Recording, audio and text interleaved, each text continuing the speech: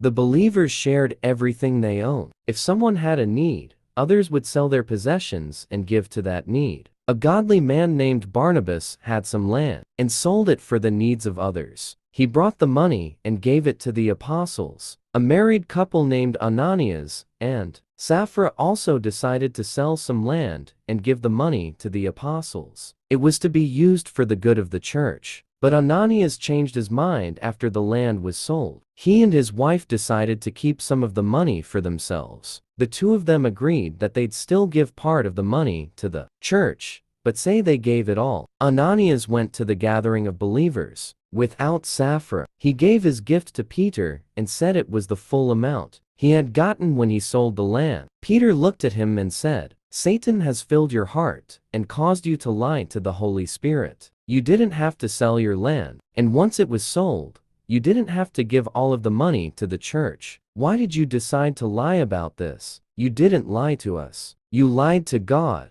As soon as Ananias heard this, he fell down and died.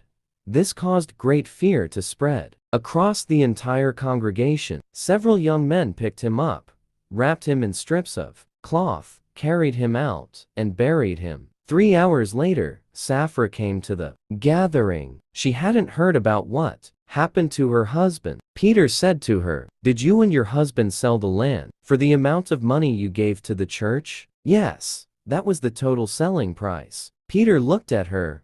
"Why did the two of you agree to test the Holy Spirit?